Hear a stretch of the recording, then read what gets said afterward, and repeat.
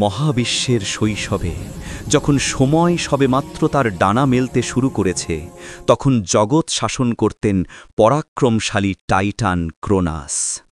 তিনি ছিলেন পিতা ইউরেনাস আকাশ এবং মাতা গায়ার পৃথিবীর সন্তান।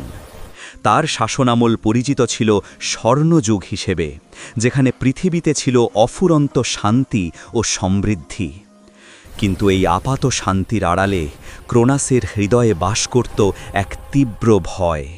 এক দৈববাণী তাকে তাড়া করে ফিরত, তার নিজের সন্তানই তাকে ক্ষমতাচ্যুত করবে, ঠিক যেমনভাবে তিনি তার পিতা ইউরেনাসকে করেছিলেন। এই ভবিষ্যৎবাণী ক্রোনাসের মনকে এমনভাবে বিষিয়ে তুলেছিল যে তিনি তার স্ত্রী রিয়ার গর্ভে জন্ম নেওয়া প্রতিটি সন্তানকে জন্মের সাথে সাথেই গিলে ফেলতেন। এই মহাবিশ্ব আমার, প্রতিটি তারা, প্রতিটি গ্রহ আমার ইশারায় চলে। আমি কোনো বিদ্রোহ সহ্য করব না, তা সে যত তুচ্ছই হোক না কেন। স্বামী, আপনি ৫টি সন্তানকে গ্রাস করেছেন।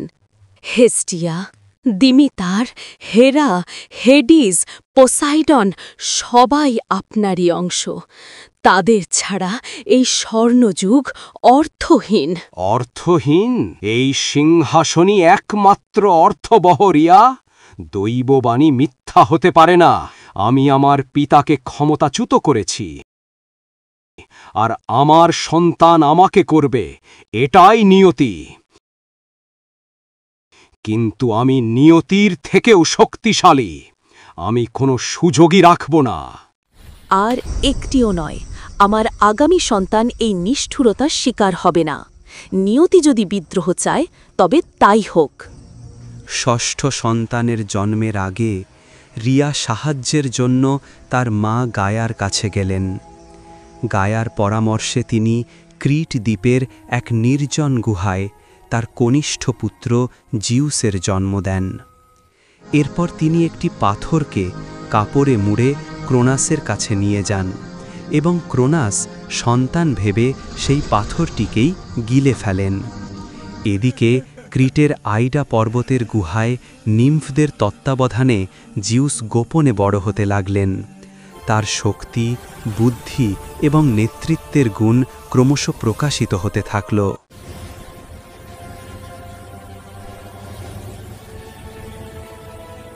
আমি আমার ভাই বোনদের আর্তনাদ শুনতে পাই অ্যামালথিয়া। আমার পিতার অন্ধকারের ভেতর থেকে তারা আমাকে ডাকে। আমি আর এখানে লুকিয়ে থাকতে পারি না। তোমার পিতা ক্রোনাস দেবতাদের রাজা, তার শক্তি অকল্পনীয়। তুমি একা তার মোকাবিলা কিভাবে করবে? আমি একা নই, আমার সাথে আছে প্রতিশোধের আগুন আর আমার মা রিয়ার দেওয়া প্রতিজ্ঞা। সময় হয়েছে পিতাকে তার কৃতকর্মের ফল ফিরিয়ে দেওয়ার। আমি তাকে বাধ্য করব আমার ভাই বোনদের ফিরিয়ে দিতে। জিউস অলিম্পাসে ফিরে এলেন এবং তার মা রিয়ার সাহায্যে ক্রোনাসকে একটি বিশেষ পানীয় পরিবেশন করলেন।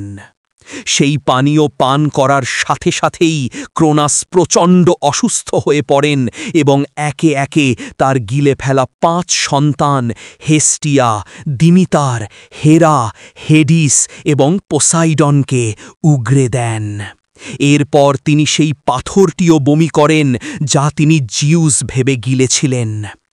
মুক্ত হয়ে ভাইয়েরা একত্রিত হলেন, তাদের চোখে বিস্ময় ও প্রতিশোধের আগুন। তুমি তাহলে আমাদের মুক্তিদাতা ভাই। আমরা এতদিন পিতার উদরের অন্ধকারে বন্দী ছিলাম। এই মুক্তির জন্য আমরা কৃতজ্ঞ, কিন্তু ক্রোনাস এবং তার সহযোগী টাইটানরা এই বিদ্রোহকে সহজে মেনে নেবে না। না, নেবে না। আর তাই আমরাও প্রস্তুত। এই যুদ্ধ শুধু মুক্তির নয়, এই যুদ্ধ ক্ষমতার। অলিম্পাসের শাসন এখন আমাদের হাতে আসবে। এই মহাযুদ্ধই টাইটানোম্যাকি, টাইটানদের যুদ্ধ নামে পরিচিত হবে।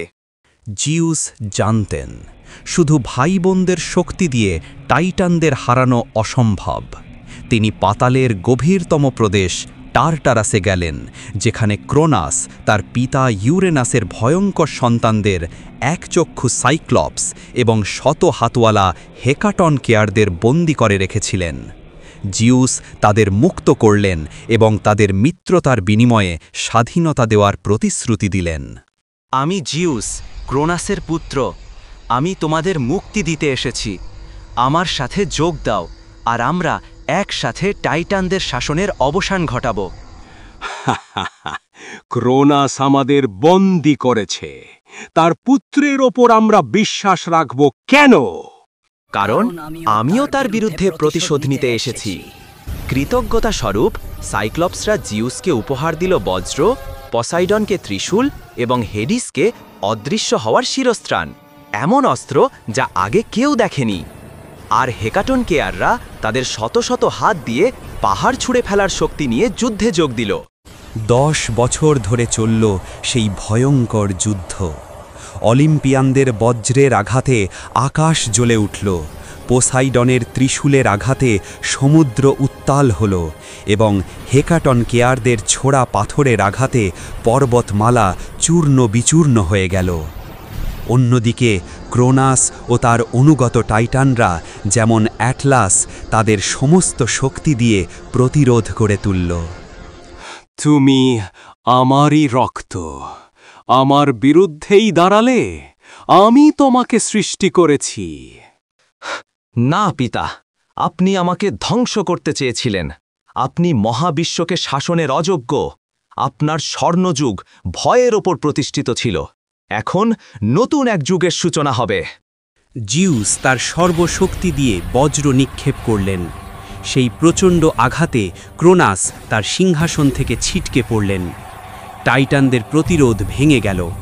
পরাজিত টাইটানদের শৃঙ্খলাবদ্ধ করে টারটারাসের গভীরে নিক্ষেপ করা হলো।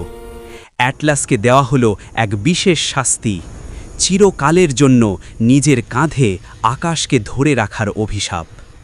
যুদ্ধ শেষ। অলিম্পাসের চূড়ায় বিজয়ীর বেশে দাঁড়ালেন জিউস ও তার ভাই বোনেরা। সর্বসম্মতিক্রমে জিউস হলেন দেবতা ও মানুষের নতুন রাজা। তিনি আকাশ, পোসাইডন সমুদ্র এবং হেডিস পাতাল লোকের অধিপতি হলেন। এক নতুন শৃঙ্খলা প্রতিষ্ঠিত হল। দেবরাজ, এই বিজয় আপনারই প্রাপ্য। আপনি নিয়তিকে যে পরাজিত করেছেন। আমি কি সত্যি নিয়তিকে হারিয়েছি, প্রমিথিউস? নাকি আমি কেবল তার পরিকল্পনার একটি অংশ ছিলাম? দৈববাণী বলেছিল, ক্রোনাসের সন্তান তাকে ক্ষমতাচ্যুত করবে।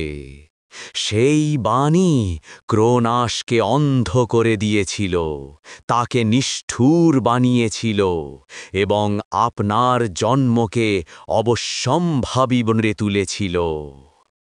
দৈববাণী কি তবে ক্রোনাসের পতনের কারণ ছিল, নাকি আপনার উত্থানের পথ? তুমি কি বলতে চাও? আমি বলতে চাই, মহাবিশ্বের ভারসাম্য বড়ই অদ্ভুত দেবরাজ। কখনো কখনো পুরনোকে ধ্বংস করার জন্যই নতুনের জন্ম হয়। হয়তো এই যুদ্ধ কোনো আকস্মিক বিদ্রোহ ছিল না, বরং এটি ছিল মহাজাগতিক এক ভারসাম্যের পুনঃপ্রতিষ্ঠা। আপনার বিজয় আপনার একার নয়, এ হল সময়ের দাবি। জিউস স্তব্ধ হয়ে গেলেন। তিনি বুঝতে পারলেন তার এই বিশাল বিজয়, এই ক্ষমতা সবই এক সুদূর প্রসারী পরিকল্পনার অংশ হতে পারে। তিনি স্বর্গের রাজা হয়েছেন ঠিকই, কিন্তু হয়তো তিনিও এক অদৃশ্য শক্তির হাতের পুতুল মাত্র, যে শক্তি দেবতাদেরও ঊর্ধ্বে। তার বিজয়গাথার পেছনে লুকিয়েছিল এক গভীরতর সত্য। ক্ষমতার চূড়ায় উঠেও কেউ নিয়তির খেলার বাইরে নয়, আর এই উপলব্ধি ছিল তার বিজয়ের সবচেয়ে চমকপ্রদ এবং সবচেয়ে শীতল পুরস্কার।